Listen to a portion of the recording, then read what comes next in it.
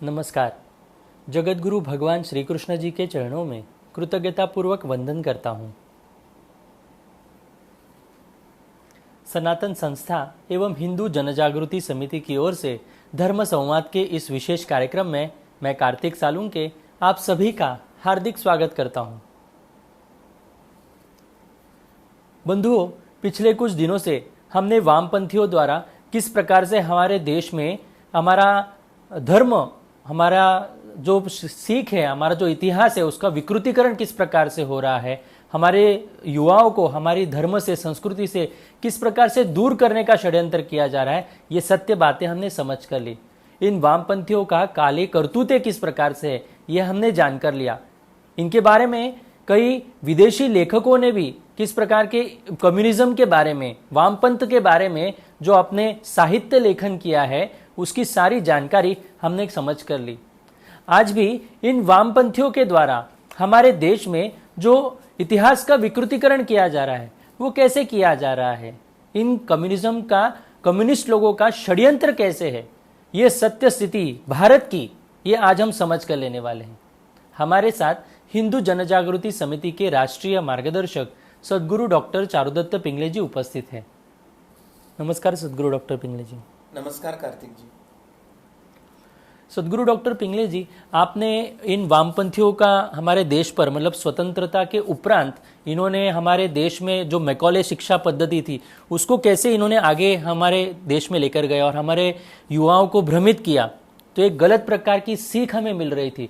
तो ये भारत के वामपंथी भारत के प्राचीन इतिहास में किस प्रकार से बदलाव करते हैं और एक गलत इतिहास हमारे सामने प्रचलित करने का इनका प्रयास रहता है। तो ये षड्यंत्र क्या है, इसके बारे में आप हमारे दर्शकों को बताएं। कार्तिक जी, ये वामपंथ जो है ना, ये मूलतः वो यूरोप में ये जो क्रिश्चियनिटी थी, उस रिलीजन को वो अफीम मानते थे। परंतु रिलीजन और मज़हब ये एक समान होते हैं, परंतु उसका धर्म के संदर्भ में क्या रेफरेंस है, यह वामपंथियों को बिल्कुल पता नहीं था। और उसके कारण उन्होंने भारत में धर्म को भी एक अफीम मानकर उन्होंने जो वामपंथ का प्रचलन किया है, तो वह एक बड़ा दुर्दैव था भारत के तरफ से। और फिर वामपंथ का स्वीकार करने वाले लोगों के मस्तिष्क का कैसे कार्य चलता है, उनकी विचार प्रक्रिया कितनी विकृत होती है, उनका विश्लेषणात्मक या एनालिटिकल जो ब्रेन होता है वो कैसे विकृत होता है, तो इसका अच्छा उदाहरण ये भारत के इतिहास और शिक्षा पद्धति के विकृतीकरण में हम देख सकते हैं। और उसका एक अच्छा उदाहरण मैं आपको बताना चाहूँगा कि भारत में जो कम्युनिस्ट पार्टी के एक संस्थापकों में से एक थे comrade Shripad Amrit Dange.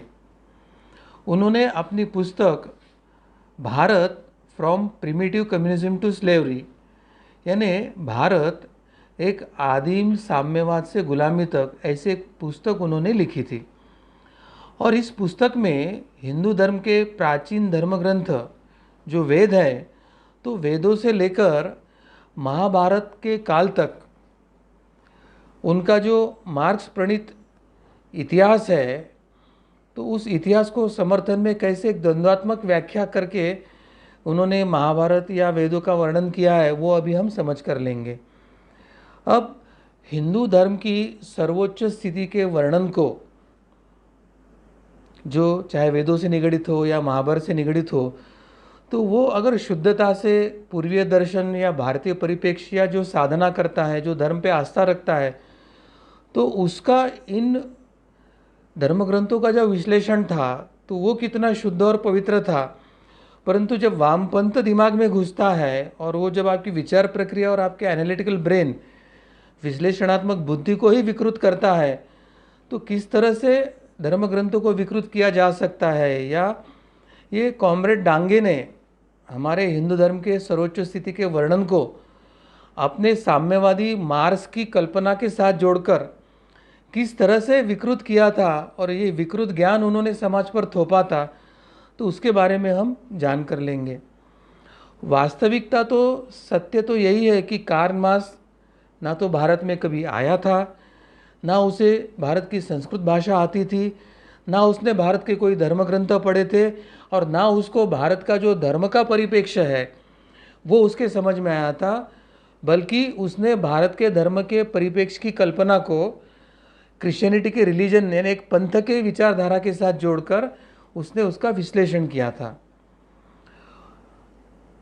Karl Marx को यूरोप की स्थिति और चर्च तथा सामंतों के अन्याय, इनके आधार पर उसने वामपंथ विचारधारा के सिद्धांत रखे थे और इसी कारण उसका सिद्धांत भारत की स्थिति के लिए बिल्कुल योग्य नहीं था और वो भारत की स्थिति में बिल्कुल लागू हो नहीं सकता था। और इतना ही नहीं तो इन दोनों का यानी चर्च की रिलीजन की संकल्पना हो या इस्लाम की मज़हब की संकल्पना हो, उस संकल्पना को किसी भी मायने में भारत के धर्म के संकल्पना से ना तो तुलना कर सकते थे, ना तो उसके बारे में हम विचार मंथन कर सकते थे। परंतु वामपंथी वायरस मन में जाने के बाद विकृत मनोवृत्ति और विकृत बुद्धि जब निर्माण हुई तो कॉमरेड डांगे ने क्रिश्चियनिटी के या रिलीजन को या सनातन हिंदू धर्म या धर्म इस संकल्पना को कैसे विकृत तुलना करके उनकी जो साम्यवाद है उस साम्यवाद के समर्थन के लिए उसका कैसे उपयोग किया है वो हमें समझ कर लेने की आवश्यकता है।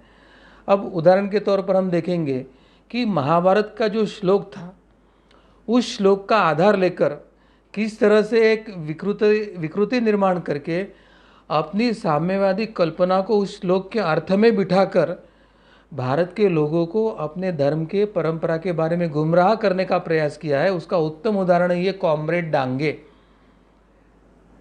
महाभारत के शांति पर्व में भीष्म पितामह द्वारा समाज की सर्वोच्च अवस्था जो ब्रह्म स्थिति का जो वर्णन किया था, या ब्रह्म स्थिति में जब समाज होता है तो उस समय जो सत्ययुग था तो वो स्थिति का जो वर्णन किया था उसमें इस श्लोक के बारे में, महाभारत के शांति पर्व के श्लोक के बारे में भीष्म जी ने अपनी मत को व्यक्त किया था। उन्होंने कहा था न वै राज्यम न च राजसीत न दंडो न च दंडिका धर्मणैव हि प्रजा सर्वा रक्षन्ति स्म परस्परम। इस श्लोक का मूल था अर्थ था और अर्थ के पहले यानी जब आदिकाल था उस समय चातुर्वर्ण के निर्माण नहीं हुआ था और हंस वर्ण में थे। हंस यानी आत्मा, यानी सब आत्मबुद्धि में स्थित थे। तो उस काल में संपूर्ण व्यक्ति या समाज सोहम भाव में या मैं ही आत्मा हूँ, तो इस भाव में होने के कारण मानव जाति अत्यंत पवित्र स्वभाव की, अत्यंत सत्वगुणी या गुणातीत स्वभाव की, उनके कर्म जो थे वो दोषरहित कर्म होते थे और सत्व प्रधान प्रकृति होने के कारण परस्पर सहयोग, आनंद और सहजीवन ही था। तो ऐसा जब समाज था, ऐसे आदिकाल में भीष्म जी ने बताया था कि उस काल में ना तो किसी राजा की आवश्यकता थी, न राज्य था, ना किसी को दंड देने की आवश्यकता थी, ना तो दंड देने वाला कोई राजा या व्यक्ति था, और सभी लोग धर्म के द्वारा ही एक दूसरे की रक्षा करते थे। ऐसे इस श्लोक का अर्थ है। इसमें गहनता है, इसमें आध्यात्मिकता है, इसमें साधना है, आत्मभाव है, सोहम भाव है, सत्वगुणी प्रवृत्ति है, धर्म पालन है, परस्पर धर्म पालन और धर्म रक्षण है। और ऐसी स्थिति में जहाँ सभी धर्म पालन कर रहे हैं तो उन पर शासन रखने के लिए किसी राजा की आवश्यकता नहीं, ना दंड की आवश्यकता है, ना दंड करने वाला है, ना दंडित होने वाला है। तो ऐसे एक आदर्श समाज व्यवस्था का वर्णन भीष्म जी ने किया था। अब वामपंथी वायरस सर में घुसने के बाद जब विकृत मनोवृत्ति होती है और विकृत बुद्धि होती है और जब पूर्ण विश्लेषण ही गलत होता है, और फिर ऐसी स्थिति में कॉमरेड डांगे ने इस श्लोक और इस स्थिति का वर्णन करते हुए तो उसे वेद पूर्व काल के मनुष्य की निम्नतम स्थिति यानी अत्यंत कनिष्ठ अवस्था या उसे आदिम अवस्था बताकर उसे वे आदिम साम्यवाद यानी प्रिमिटिव कम्युनिज्म कहते हैं, और इस आधार पर उन्होंने एक पूर्ण पुस्तक लिख डाली है। और जिस उदाहरण का उन्होंने उपयोग किया है यानी जिस श्लोक को उन्होंने उपयोग किया उसमें सभी लोग धर्म के द्वारा ही एक दूसरे की रक्षा करते थे, ऐसे उसमें लिखा है। अर्थात यहाँ पर प्रत्येक व्यक्ति किसी भी बाह्य या किसी के जबरदस्ती के बिना स्वयं प्रेरणा से धर्म पालन कर रहा है और फलस्वरूप अपने आप ही सभी की रक्षा हो रही है, क्योंकि जो धर्म का पालन करते हैं उसकी धर्म ही रक्षा करते हैं। और जब कोई अधर्म कर ही नहीं रहा है, गुनाह हो ही नहीं रहा है, तो दंडी और राज्य व्यवस्था की आवश्यकता ही नहीं थी।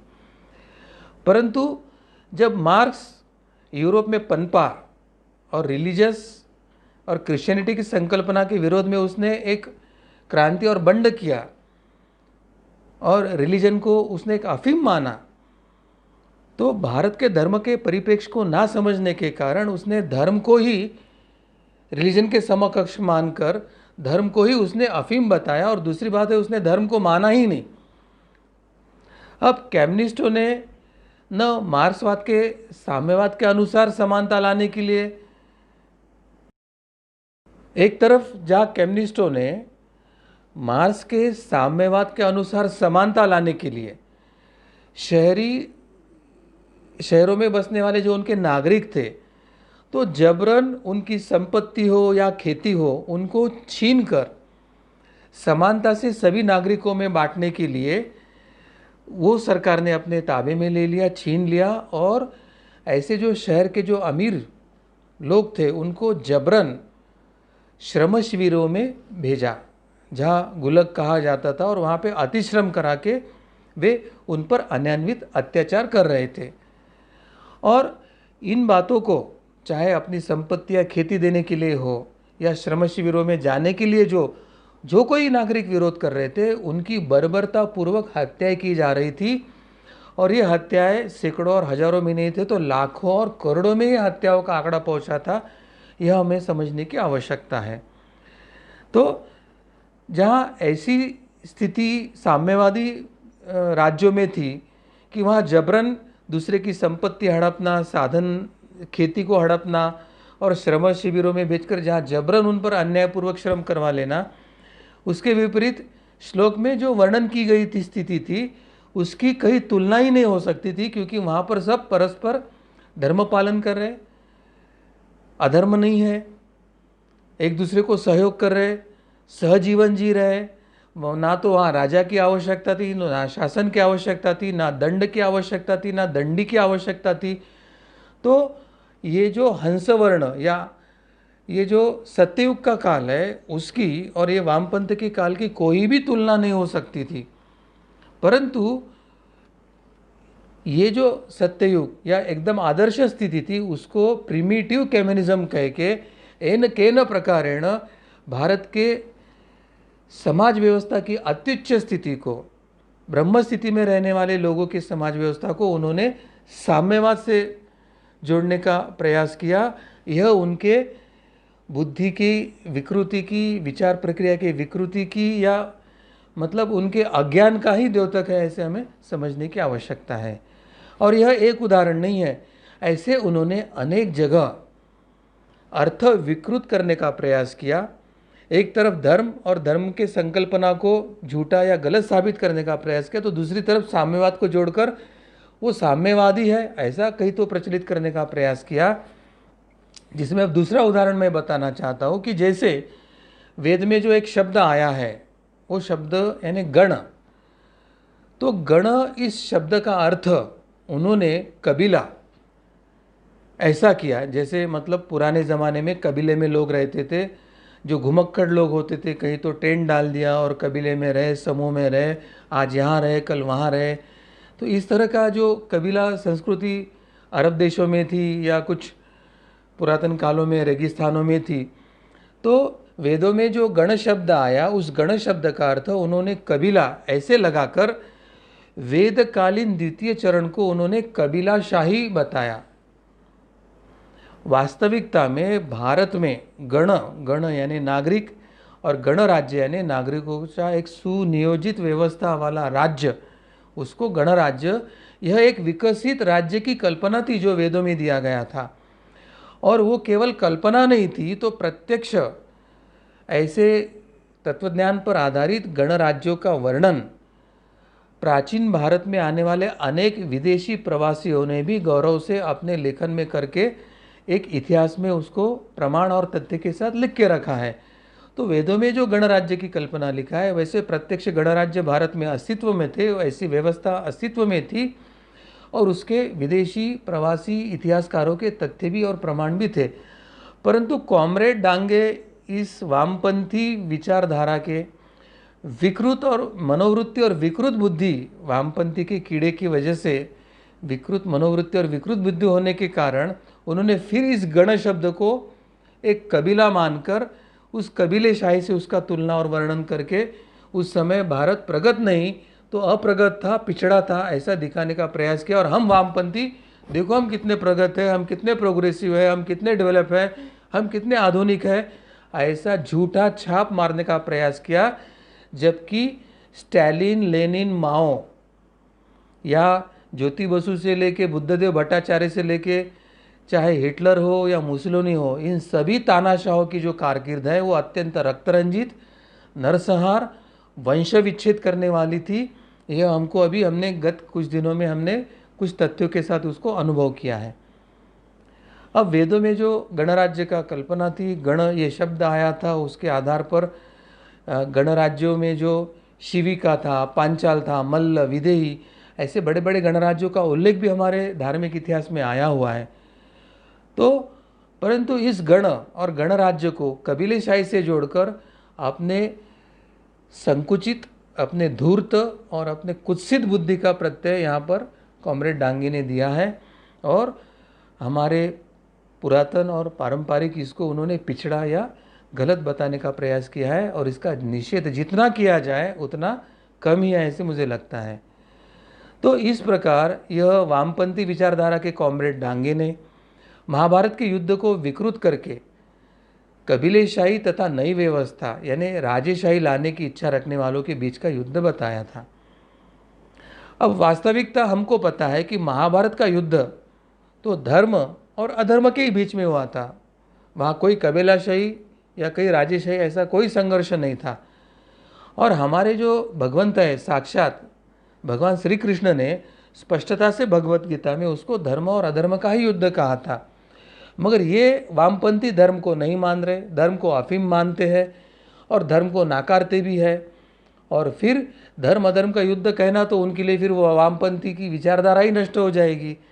तो धर्म अधर्म ये शब्द को उपयोग नहीं करना है करके कबीलेशाही और राजेशाही का संघर्ष बताकर उसको एक अत्यंत मानसिक या हीन मानसिकता, विकृत बौद्धिक विश्लेषण के स्तर पे लाकर रखा। तो ये वामपंथी विचारधारा कितनी विकृत विश्लेषण करने वाली है, विकृत मनोवृत्ति वाली है, उसका ही द्योतक ये कॉमरेड डांगे ने यहाँ पर रखा है। अब दूसरी बात वो कह रहे कि कबीलेशाही और राजेशाही लाने के इसके बीच का संघर्ष था महाभारत का युद्ध। प्रत्यक्ष से हमें पता है कि दो भाइयों के बच्चों में यानी एक ही परिवार में यह युद्ध हुआ था और दोनों ही राजघराने से ही निगड़ित थे। कहीं कबीलेशाही नहीं थी और कहीं राजेशाही का समर्थन नहीं था। तो कहीं पुरानी और नई व्यवस्था लाना, इसके बीच का कोई संघर्ष नहीं था। तो केवल इस राज्य के उत्तराधिकारी इस भाई के पुत्र है या उस भाई के पुत्र है, इसका ही एक धार्मिक कानूनी वो एक विवाद था। तो ये कॉमरेड डांगे ये आधुनिक कौरव बन के यहाँ पर आए थे क्या, या इन्होंने आधुनिक शकुनी की भूमिका निभाया क्या, और इन्होंने भारत के धर्म ग्रंथ और धार्मिक इतिहास को विकृत करने का प्रयास किया क्या, उस पर लांछन लगाने का प्रयास किया है क्या, इस पर एक संशोधन और एक शोध कार्य होने की आवश्यकता है, ऐसे मुझे लगता है। महाभारत का युद्ध प्रत्यक्ष में दो कजिन ब्रदर्स यानी जिसको हम दो भाई के बेटे कहते उनमें हुआ था। और दुर्योधन ने तो कपट नीति से पांडवों को द्यूत में हराकर फिर उनको विविध प्रकार के संकटों में डालकर पांडवों को जबरन युद्ध की तरफ धकेला था। पांडवों ने चाहे लाक्षागृह हो, चाहे वस्त्रहरण का प्रसंग हो, चाहे वनवास तथा अज्ञातवास जैसे अनेक अन्याय सहन करने के बाद जब युद्ध के बिना कोई पर्याय नहीं बचा तब युद्ध का निर्णय लिया था। और वे दो भाइयों के बेटे का ही युद्ध था, ना तो कबीलावाद ना तो राज्य का समर्थन, ऐसे प्रकार का कोई युद्ध था। अब वामपंथी विचारधारा से जोड़कर ये दिखाने के प्रयास में कॉमरेड डांगे ने इसे भी मार्क्स की विचारधारा को जोड़ते हुए एक नई व्यवस्था और पुरानी व्यवस्था का संघर्ष बताकर पूरे इतिहास को अनर्थकारी करने का प्रयास किया था। तो ये और इसी प्रकार का ये षड्यंत्र संपूर्ण विश्व में अभी चल रहा है। हिंदू विरोधी और भारत विरोधी जो हमारे धार्मिक ग्रंथ है, ऐतिहासिक ग्रंथ है, हमारा धार्मिक और ऐतिहासिक जो इतिहास है उसको इसी तरह से विकृत करके वामपंथ या गैर हिंदू और गैर भारतीय परंपरा से जोड़कर वो विकृत करने का प्रयास हो रहा है। इसका अभी पर्दाफाश करने का समय आया है। कॉमरेड डांगे ने कर्मण्येवाधिकारस्ते मा फलेषु कदाचन, इस श्लोक की एक विकृत साम्यवाद को जोड़कर एक व्याख्या करने का प्रयास किया है। तो उसने इसका अर्थ कहा है। वामपंथी कॉमरेड डांगे लिखते हैं, here the leader of slave owners Krishna says do work but don't demand wages, यानी अर्थात आप काम करो किंतु मजदूरी मत मांगो। ऐसा एक विकृत अर्थ, एक वामपंथी अर्थ कॉमरेड डांगे ने इसका किया है। वास्तविकता इस श्लोक का अर्थ है कि तुम्हें कर्म करने का तो तुम्हारा पूर्ण अधिकार है, लेकिन कर्म के फल पर तुम्हारा अधिकार नहीं।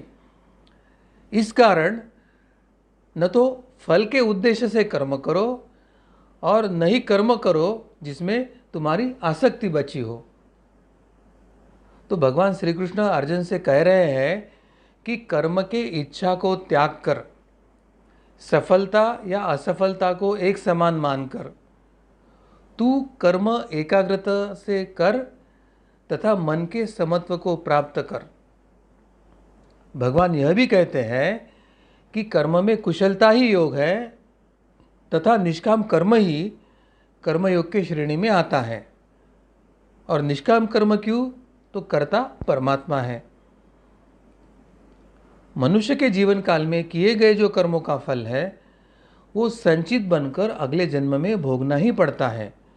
इस कारण मनुष्य जो अपने कष्टों के लिए भगवान को दोष देता है, वह बन करके यदि वह कर्म का फल भगवान को ही अर्पित करे तो वह व्यक्ति शुभ अशुभ कर्मों के फलों से मुक्त हो जाता है। तो इसमें ध्यान में लेने की बात है कि भगवान श्री कृष्ण यह अर्जुन को सब बता रहे थे, तो वह क्या मजदूरी करने के लिए या मजदूरी मिलने के लिए महाभारत का युद्ध लड़ रहा था? वह तो विरोध में, यानी उसके विरोध में जो खड़े थे, यानी अधर्म के पक्ष में जो खड़े थे, जहाँ उसको अपने ही परिजन दिख रहे थे, तो अपने ही परिजन जो अधर्म के पक्ष में खड़े उनसे युद्ध करने के बारे में उसका मन पूर्ण नहीं हो रहा था और उनको देखकर वो मोहवश संभ्रमित हो गया था। तो मोहवश संभ्रमित होने वाले अर्जुन को उसका स्वधर्म क्या है, धर्म क्या है, यह बताने का कार्य भगवान श्री कृष्ण ने श्रीमद् भगवद गीता में किया था। लेकिन इस वामपंथी विकृत विचार वाले, विकृत बुद्धि वाले कॉमरेड डांगे ने इस श्लोक का अर्थ दैनंदिन मजदूरी और फिर मजदूरी की वेतन प्राप्त करना है, तो उससे तुलना करके इस श्लोक का अर्थ लगाया है कि do work but don't expect the wages. यानी इतना विकृत अर्थ शायद ही पूर्ण विश्व के इतिहास में इस श्लोक का किसी ने निकाला होगा, यह इस वामपंथी कॉमरेड डांगे ने निकाला है। उस समय इतनी अभिव्यक्ति थी कि स्त्री के स्वयंवर के लिए स्त्री खड़े होकर वो अपना पण लगाती थी और पुरुषों को कॉम्पिटिट करके वो स्त्री के साथ विवाह करना पड़ता था। तो विवाह व्यवस्था इतनी प्रगत और प्रगल्भ थी और इतने शूरवीर योद्धाओं की उस समय ये थी कि वहाँ गुलाम नाम की चीज़ कहीं पूर्ण महाभारत के इतिहास में दिखती नहीं है। फिर भी भारतीय धार्मिक इतिहास को विकृत करने के प्रयास में तात्कालिक राजाओं को ओनर्स ऑफ द स्लेव्स कहकर कॉमरेड डांगे ने जो एक जहरीली वामपंथी विषाणु को इस धार्मिक ग्रंथों के अंदर छोड़ने का प्रयास किया है, यह अत्यंत निंदनीय कृत्य था। और उसमें भी भगवान श्री कृष्ण को वो भगवान भी नहीं मानता, श्री कृष्ण भी नहीं कहता है कि he is the leader of the owners of the slaves. यानी देखो ये कॉमरेड डांगे, इसने अपने श्रीपाद नाम, अपने अमृत और डांगे, इस तीनों नामों को कैसे कलंक और लांछन लगाया है और इसने भगवान श्री कृष्ण और महाभारत को किस तरह से विकृत संज्ञा देने का प्रयास किया है। जब पूर्वीय तथा पाश्चात्य विचारधाराओं का तुलनात्मक अध्ययन करने वाले जो प्रगाढ़ पंडित थे, बालशास्त्री हरदास ने कॉमरेड डांगे से भेंट होने पर उनको इस कुछ विकृतियों के बारे में पूछताछ किया और उन्होंने पूछा कि आपने गण को कबीला बताकर उसे राज्य व्यवस्था की स्थिति बताया है, किंतु वेदों में तो पूरी राज्य व्यवस्था का ही स्पष्टता से वर्णन है और गण का अर्थ गण राज्य दिया है।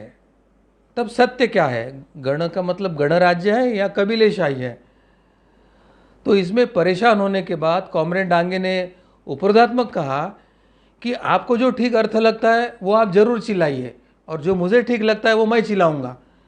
जिसकी आवाज़ ऊंची होगी वह समाज मान लेगा। यानी ये वामपंथियों का सत्य असत्य या समाज स्वीकृति का निकष क्या है वह समझ लेना चाहिए। शब्द का योग्य अर्थ लिया क्या, या शब्द का जो अर्थ का रेफरेंस टू कॉन्टेक्स्ट है वो योग्य है क्या, या शब्द को शब्दार्थ, भावार्थ, मथितार्थ, व्यंग्यार्थ शब्द के अलग अलग अर्थ होते हैं और भाषा और साहित्य में योजना और उस लेखन के भाव के अनुरूप उसका अर्थ निकालना होता है। परंतु उस भाषा शास्त्र हो, शब्द का अर्थ हो, शब्द का विश्लेषण हो या साधना या धर्म के परिप्रेक्ष्य में विश्लेषण हो, इसको टालकर कॉमरेड डांगे उस शास्त्री जी से कह रहे हैं कि आपको कोई अर्थ लेना है तो आप ज़रूर लीजिए और चिल्लाइए, मुझे जो अर्थ लेना है वो मैं लूँगा और मैं चिल्लाऊँगा, और जिसकी आवाज़ ऊंची होगी वो समाज स्वीकारेगा।